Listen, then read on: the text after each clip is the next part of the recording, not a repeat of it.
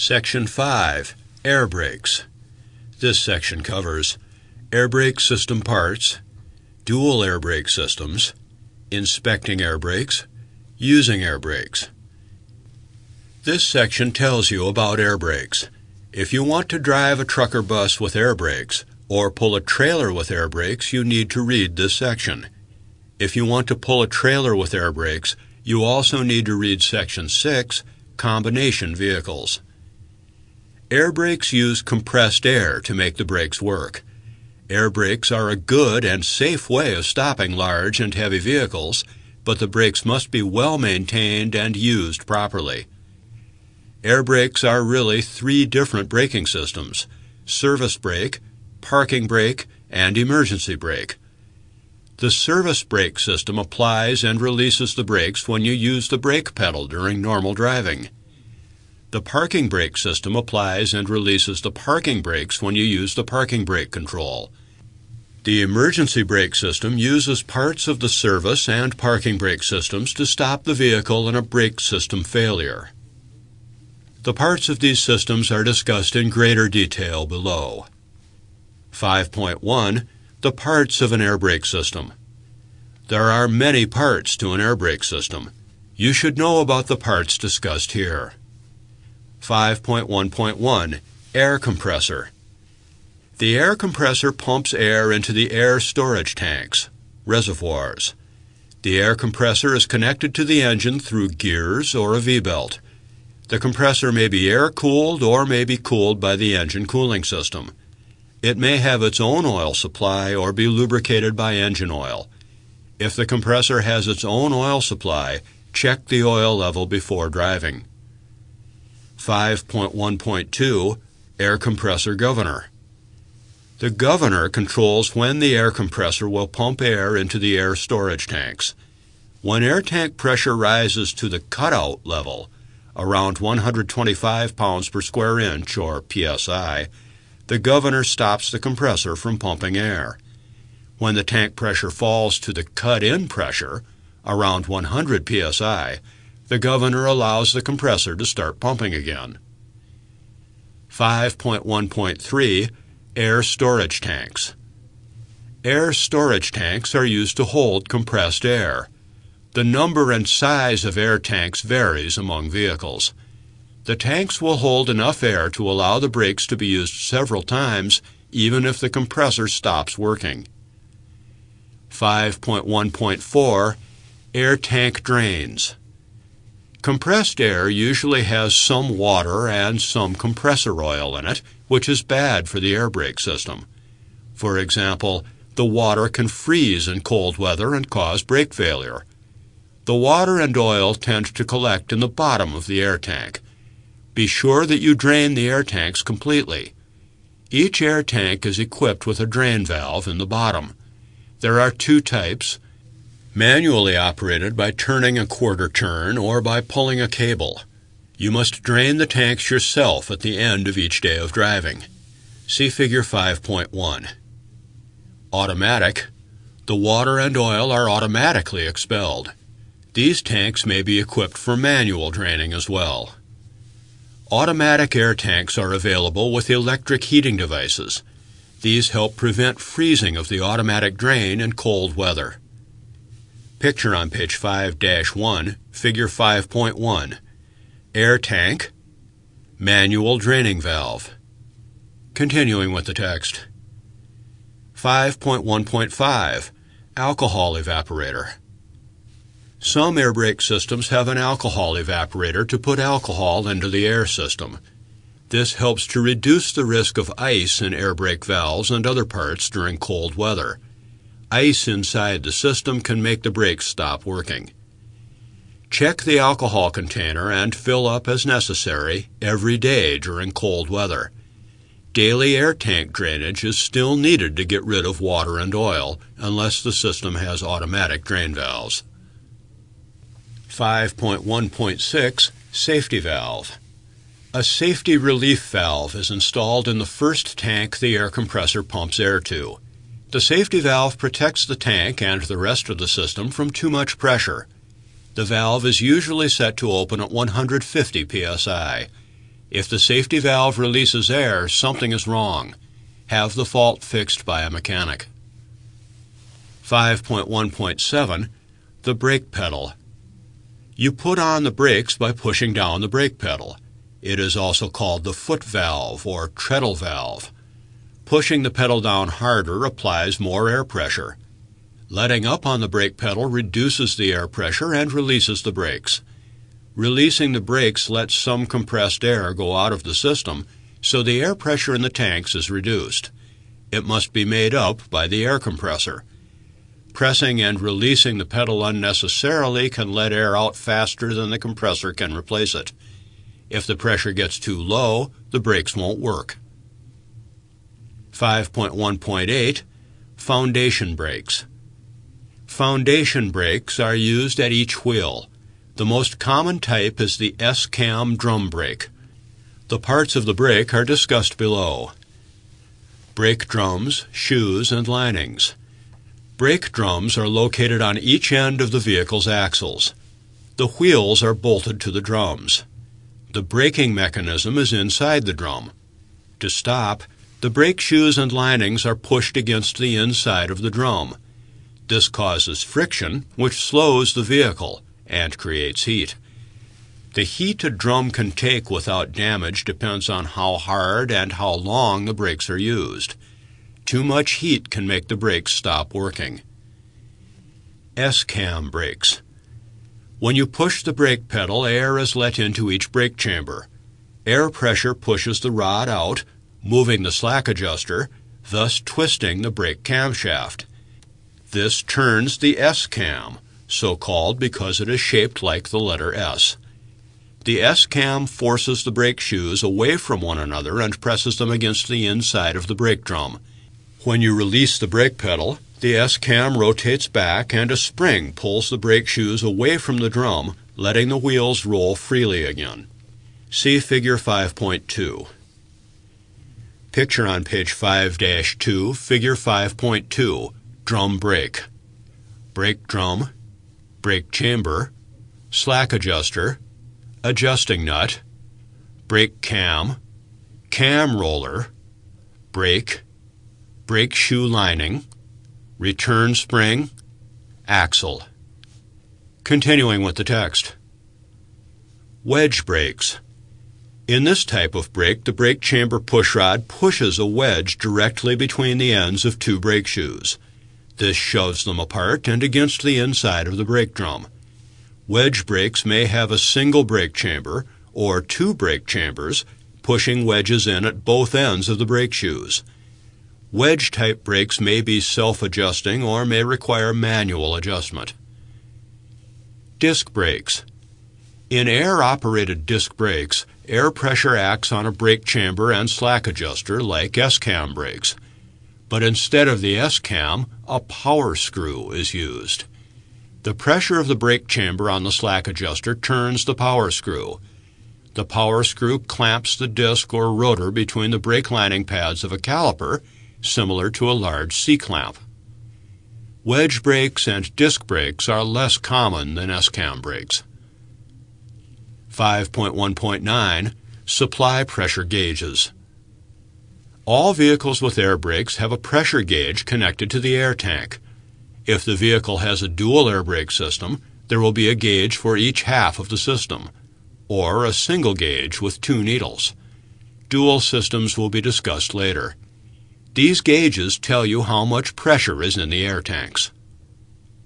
5.1.10 Application pressure gauge. This gauge shows how much air pressure you are applying to the brakes. This gauge is not on all vehicles. Increasing application pressure to hold the same speed means the brakes are fading. You should slow down and use a lower gear. The need for increased pressure can also be caused by brakes out of adjustment, air leaks, or mechanical problems. 5.1.11 Low air pressure warning. A low air pressure warning signal is required on vehicles with air brakes. A warning signal you can see must come on before the air pressure in the tanks falls below 60 psi, or 1/2 the compressor governor cutout pressure on older vehicles. The warning is usually a red light. A buzzer may also come on. Another type of warning is the wigwag. This device drops a mechanical arm into your view when the pressure in the system drops below 60 psi. An automatic wigwag will rise out of your view when the pressure in the system goes above 60 psi. The manual reset type must be placed in the out-of-view position manually. It will not stay in place until the pressure in the system is above 60 psi. On large buses, it is common for the low-pressure warning devices to signal at 80 to 85 psi. 5.1.12 Stoplight Switch.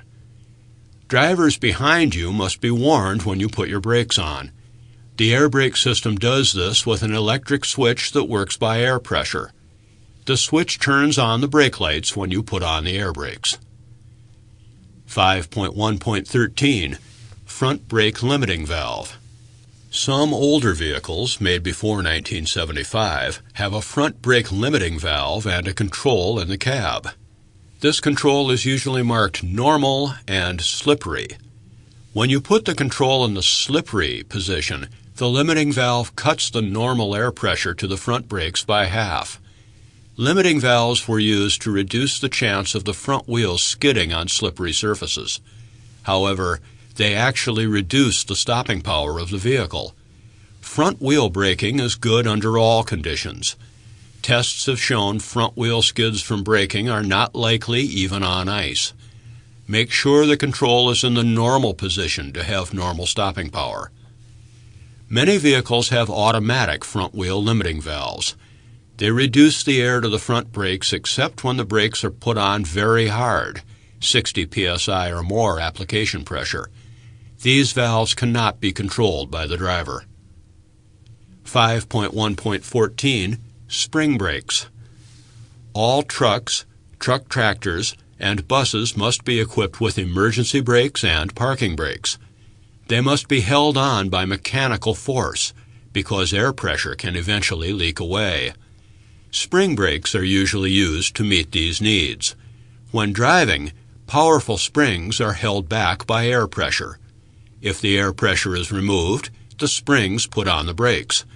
A parking brake control in the cab allows the driver to let the air out of the spring brakes. This lets the springs put the brakes on. A leak in the Airbrake system, which causes all the air to be lost, will also cause the springs to put on the brakes.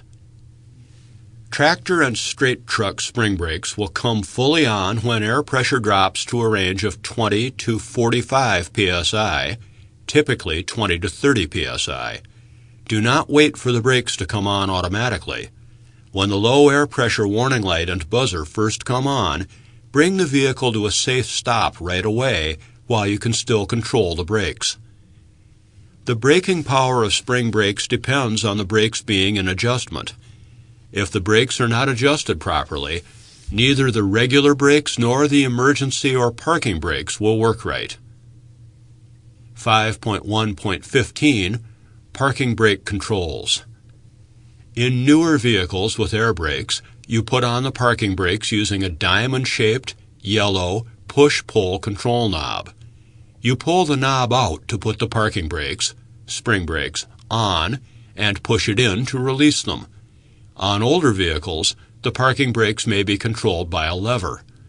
Use the parking brakes whenever you park. Caution: never push the brake pedal down when the spring brakes are on. If you do, the brakes could be damaged by the combined forces of the springs and the air pressure. Many brake systems are designed so this will not happen, but not all systems are set up that way, and those that are may not always work. It is much better to develop the habit of not pushing the brake pedal down when the spring brakes are on. Modulating control valves. In some vehicles, a control handle on the dashboard may be used to apply the spring brakes gradually. This is called a modulating valve.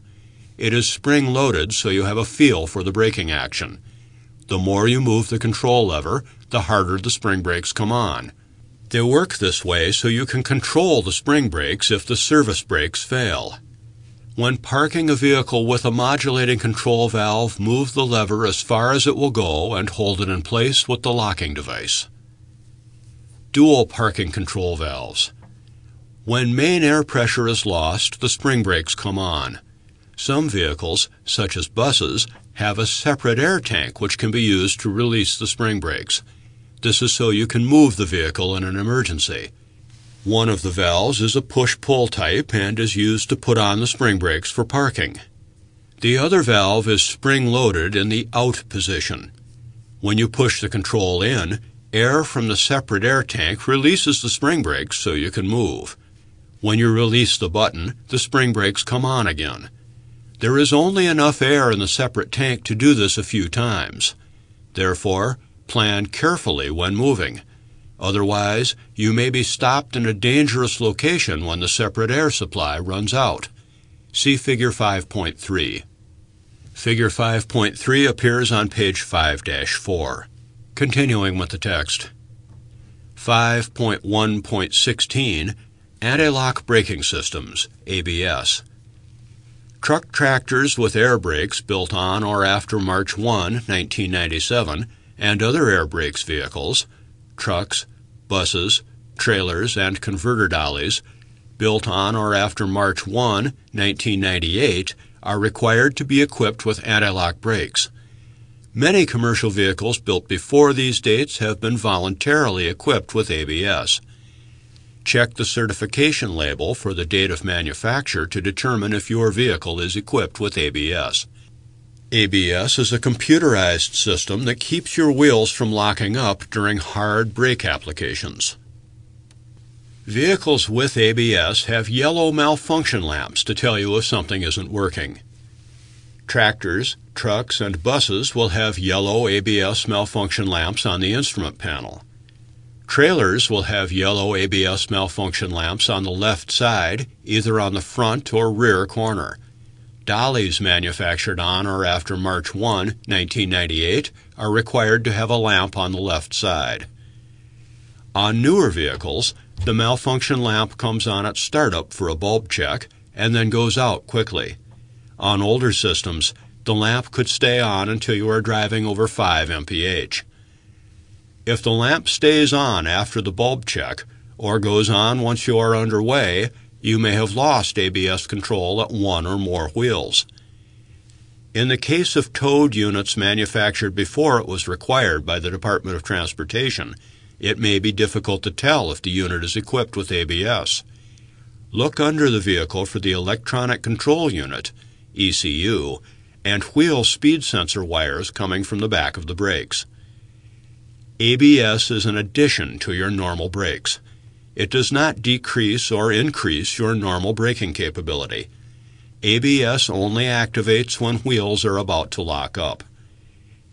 ABS does not necessarily shorten your stopping distance, but it does help you keep the vehicle under control during hard braking. Picture on page 5-4, Figure 5.3. Tractor protection valve and emergency trailer brake operation. Tractor protection valve provides air supply, closes automatically if air supply drops when driving.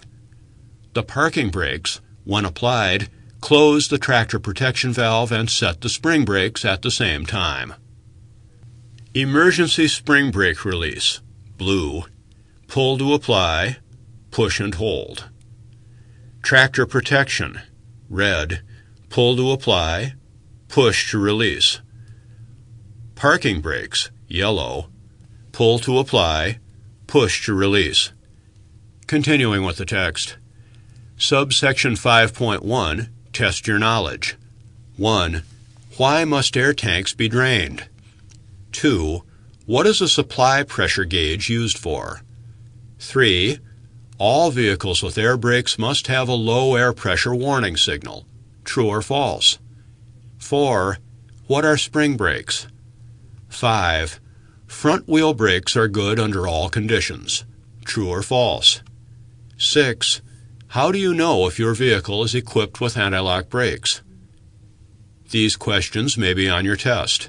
If you can't answer them all, reread subsection 5.1. 5.2. Dual air brake. Most heavy-duty vehicles use dual air brake systems for safety. A dual air brake system has two separate air brake systems which uses a single set of brake controls. Each system has its own air tanks, hoses, lines, etc. One system typically operates the regular brakes on the rear axle or axles. The other system operates the regular brakes on the front axle and possibly one rear axle. Both systems supply air to the trailer, if there is one. The first system is called the primary system. The other is called the secondary system. See Figure 5.4. Figure 5.4 appears on page 5-5. Continuing with the text. Before driving a vehicle with a dual air system, allow time for the air compressor to build up a minimum of 100 psi pressure in both the primary and secondary systems. Watch the primary and secondary air pressure gauges, or needles if the system has two needles in one gauge. Pay attention to the low air pressure warning light and buzzer. The warning light and buzzer should shut off when air pressure in both systems rises to a value set by the manufacturer. This value must be greater than 60 psi. The warning light and buzzer should come on before the air pressure drops below 60 psi in either system. If this happens while driving, you should stop right away and safely park the vehicle. If one air system is very low on pressure, either the front or the rear brakes will not be operating fully. This means it will take you longer to stop. Bring the vehicle to a safe stop and have the air brake system fixed. 5.3. Inspecting air brake systems. You should use the basic 7-step inspection procedure described in Section 2 to inspect your vehicle. There are more things to inspect on a vehicle with air brakes than one without them. These things are discussed below in the order they fit into the 7-step method. Chart on page 5-5, Figure 5.4, Air brake system components and location, single circuit system. Tractor, reading clockwise from the top, hand valve, highway valve, pressure gauge, front brakes, parking brake and emergency brake valve, yellow, tractor protection valve, parking maxi brake, spring brake, emergency valve, tractor parking brake valve, blue, safety valve, main reservoirs, wet and dry, low pressure warning buzzer and switch, one-way check valve, compressor, trailer, reading clockwise from the top, trailer brake chambers, trailer reservoir, emergency relay valve, glad hands, emergency and service, quick release valve. Continuing with the text. 5.3.1 During Step 2 engine compartment checks. Check air compressor drive belt if compressor is belt-driven. If the air compressor is belt-driven, check the condition and tightness of the belt. It should be in good condition.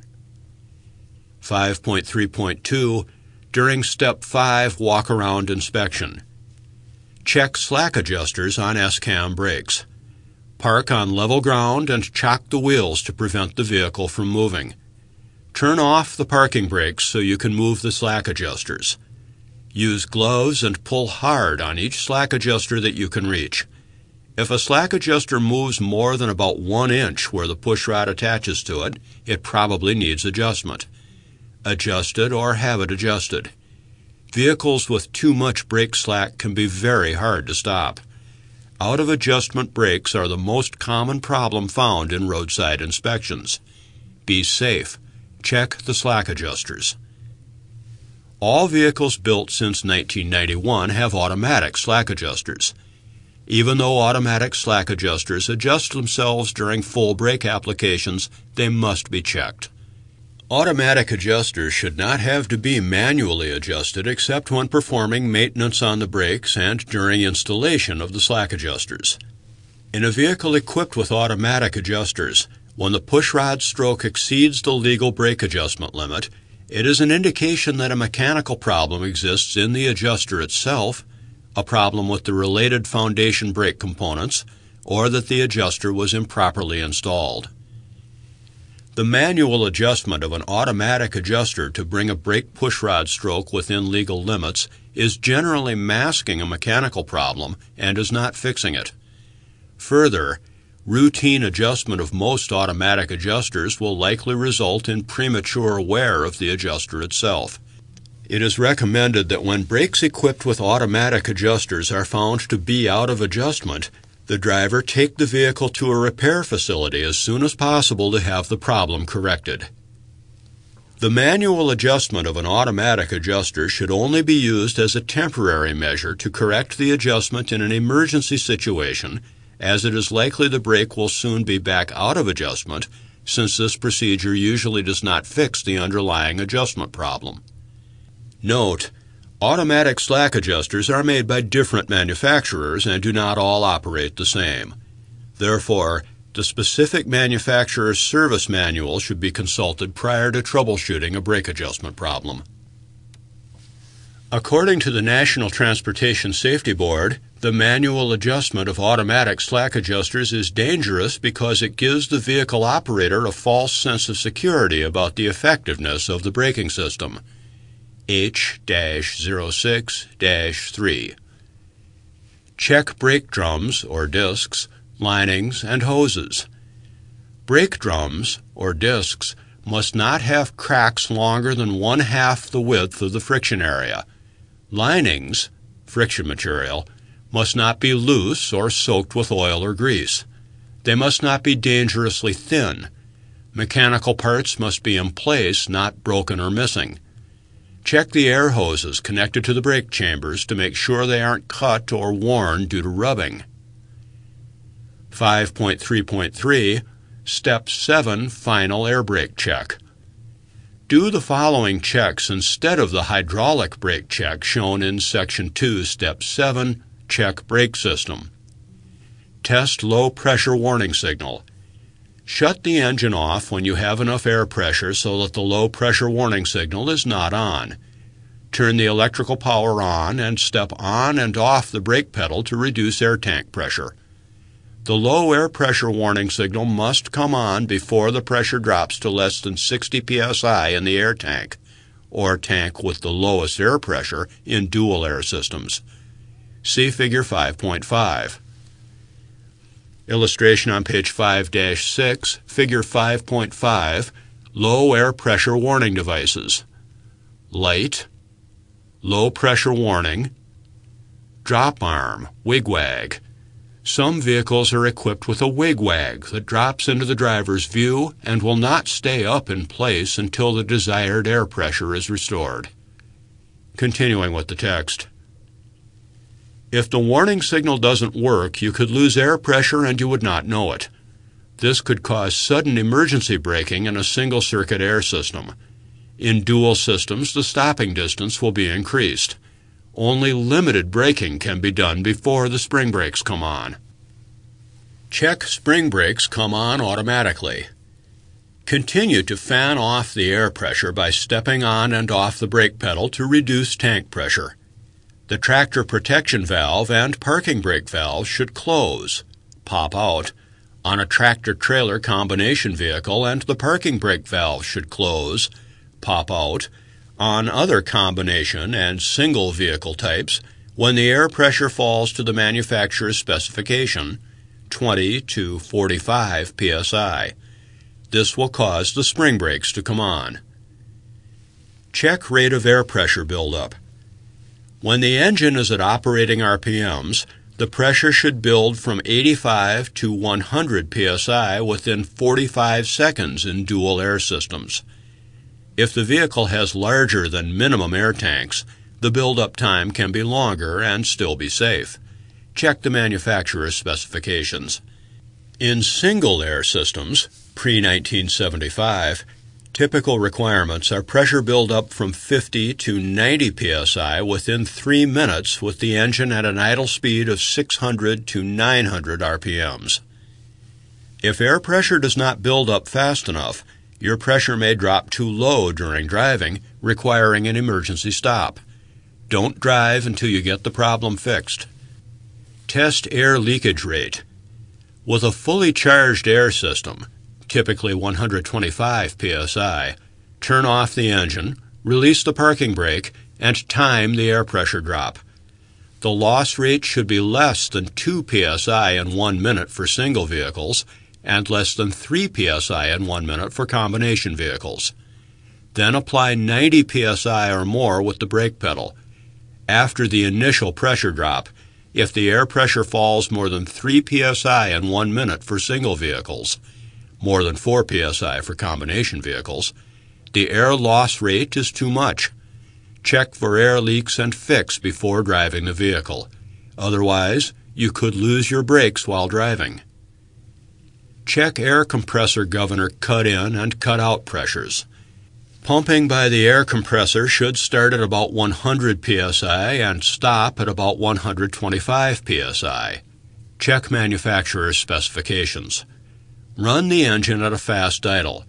The air governor should cut out the air compressor at about the manufacturer's specified pressure. The air pressure shown by your gauge or gauges will stop rising. With the engine idling, step on and off the brake to reduce the air tank pressure. The compressor should cut in at about the manufacturer's specified cut-in pressure. The pressure should begin to rise. If the air governor does not work as described above, it may need to be fixed. A governor that does not work properly may not keep enough air pressure for safe driving. Test parking brake. Stop the vehicle, put the parking brake on, and gently pull against it in a low gear to test that the parking brake will hold. Test service brakes. Wait for normal air pressure, release the parking brake, move the vehicle forward slowly, about 5 mph, and apply the brakes firmly using the brake pedal. Note any vehicle pulling to one side, unusual feel, or delayed stopping action. This test may show you problems which you otherwise wouldn't know about until you needed the brakes on the road. Subsections 5.2 and 5.3. Test your knowledge. 1. What is a dual air brake system? 2. What are the slack adjusters? 3. How can you check slack adjusters? 4. How can you test the low pressure warning signal? 5. How can you check that the spring brakes come on automatically? 6.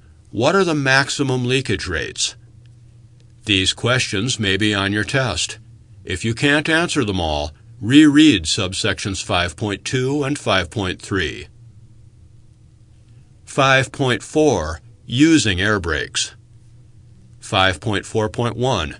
Normal stops. Push the brake pedal down. Control the pressure so the vehicle comes to a smooth, safe stop. If you have a manual transmission, don't push the clutch in until the engine RPM is down close to idle. When stopped, select a starting gear. 5.4.2. Braking with anti-lock brakes. When you brake hard on slippery surfaces in a vehicle without ABS, your wheels may lock up. When your steering wheels lock up, you lose steering control. When your other wheels lock up, you may skid, jackknife, or even spin the vehicle. ABS helps you avoid wheel lockup.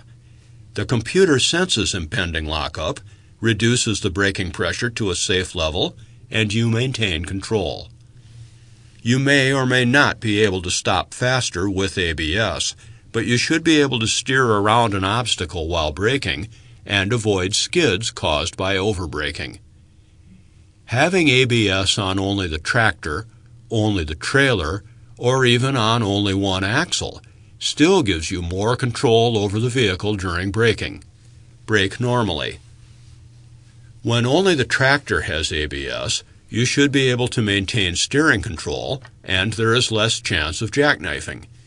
But keep your eye on the trailer and let up on the brakes, if you can safely do so, if it begins to swing out.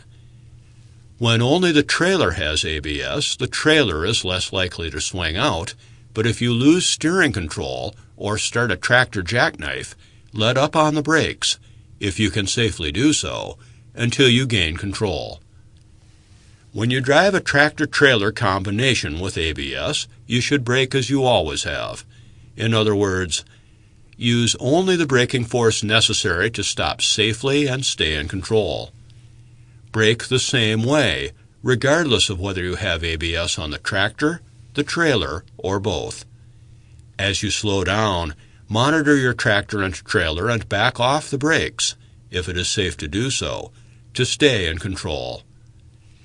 There is only one exception to this procedure. If you always drive a straight truck or combination with working ABS on all axles, in an emergency stop, you can fully apply the brakes. Without ABS, you still have normal brake functions. Drive and brake as you always have. Remember, if your ABS malfunctions, you still have regular brakes.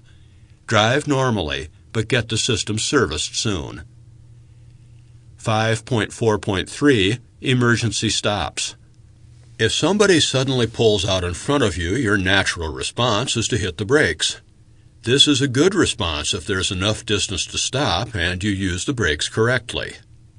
You should brake in a way that will keep your vehicle in a straight line and allow you to turn it if it becomes necessary. You can use the controlled braking method or the stab braking method. Controlled braking. With this method, you apply the brakes as hard as you can without locking the wheels. Keep steering wheel movements very small while doing this. If you need to make a larger steering adjustment or if the wheels lock, release the brakes. Reapply the brakes as soon as you can. Stab braking. Apply your brakes all the way. Release brakes when wheels lock up. As soon as the wheels start rolling, apply the brakes fully again. It can take up to 1 second for the wheels to start rolling after you release the brakes. If you reapply the brakes before the wheels start rolling, the vehicle won't straighten out. 5.4.4 Stopping distance. Stopping distance was described in Section 2 under Speed and Stopping Distance. With air brakes, there is an added delay, brake lag. This is the time required for the brakes to work after the brake pedal is pushed. With hydraulic brakes, used on cars and light and medium trucks, the brakes work instantly. However, with air brakes, it takes a little time, 1/2 second or more, for the air to flow through the lines to the brakes. Thus, the total stopping distance for vehicles with air brake systems is made up of 4 different factors. Perception distance plus reaction distance plus brake lag distance plus braking distance equals total stopping distance. The air brake lag distance at 55 mph on dry pavement adds about 32 feet. So at 55 mph for an average driver under good traction and brake conditions, the total stopping distance is over 450 feet. See Figure 5.6. Chart on page 5-8, Figure 5.6. MPH, 15. Perception distance, 39 feet. Reaction distance, 16 feet. Brake lag, 9 feet. Braking distance, 17 feet. 72 feet total stopping distance. MPH, 25. Perception distance, 65 feet. Reaction distance, 28 feet. Brake lag, 15 feet. Braking distance, 47 feet.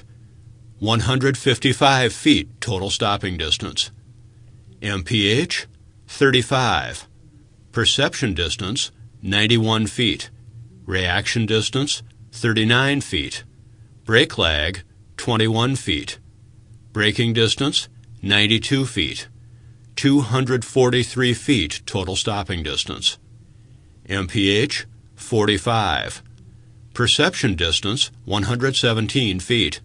Reaction distance, 50 feet. Brake lag, 27 feet. Braking distance, 152 feet. 346 feet total stopping distance. MPH 55. Perception distance 142 feet. Reaction distance 61 feet. Brake lag 32 feet. Braking distance 216 feet. 451 feet total stopping distance. Continuing with the text. 5.4.5 Brake fading or failure. Brakes are designed so brake shoes or pads rub against the brake drum or discs to slow the vehicle. Braking creates heat, but brakes are designed to take a lot of heat. However, brakes can fade or fail from excessive heat caused by using them too much and not relying on the engine braking effect. Excessive use of the service brakes results in overheating and leads to brake fade. Brake fade results from excessive heat causing chemical changes in the brake lining, which reduce friction, and also causing expansion of the brake drums. As the overheated drums expand, the brake shoes and linings have to move farther to contact the drums, and the force of this contact is reduced. Continued overuse may increase brake fade until the vehicle cannot be slowed down or stopped. Brake fade is also affected by adjustment. To safely control a vehicle, every brake must do its share of the work. Brakes out of adjustment will stop doing their share before those that are in adjustment. The other brakes can then overheat and fade, and there will not be enough braking available to control the vehicle or vehicles. Brakes can get out of adjustment quickly, especially when they are hot. Therefore, check brake adjustment often. 5.4.6 Proper braking technique. Remember, the use of brakes on a long and/or steep downgrade is only a supplement to the braking effect of the engine. Once the vehicle is in the proper low gear, the following is the proper braking technique. Apply the brakes just hard enough to feel a definite slowdown. When your speed has been reduced to approximately 5 mph below your safe speed, release the brakes. This application should last for about 3 seconds. When your speed has increased to your safe speed, repeat steps 1 and 2. For example, if your safe speed is 40 mph, you would not apply the brakes until your speed reaches 40 mph. You now apply the brakes hard enough to gradually reduce your speed to 35 mph and then release the brakes. Repeat this as often as necessary until you have reached the end of the downgrade. 5.4.7 Low air pressure. If the low air pressure warning comes on, stop and safely park your vehicle as soon as possible. There might be an air leak in the system. Controlled braking is possible only while enough air remains in the air tanks. The spring brakes will come on when the air pressure drops into the range of 20 to 45 psi. A heavily loaded vehicle will take a long distance to stop because the spring brakes do not work on all axles. Lightly loaded vehicles or vehicles on slippery roads may skid out of control when the spring brakes come on.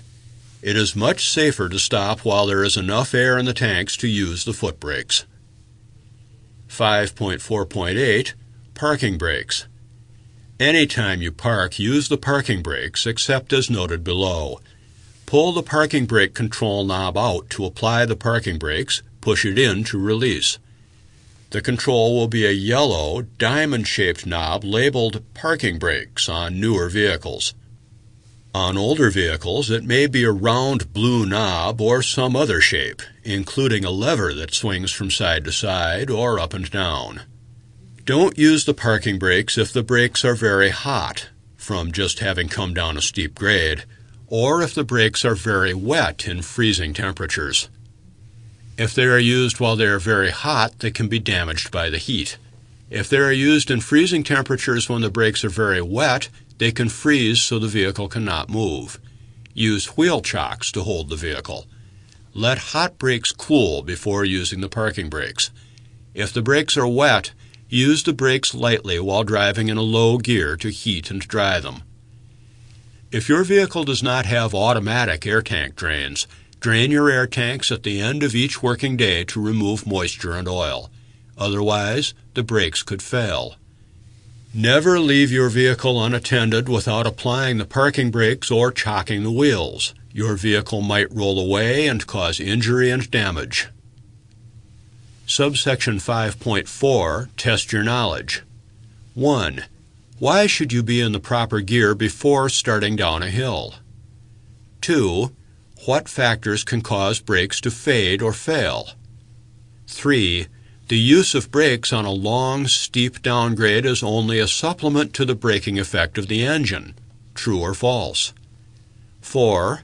If you are away from your vehicle only a short time, you do not need to use the parking brake. True or false? 5. How often should you drain air tanks? 6. How do you brake when you drive a tractor-trailer combination with ABS? 7. You still have normal brake functions if your ABS is not working. True or false? These questions may be on your test. If you can't answer them all, reread subsection 5.4.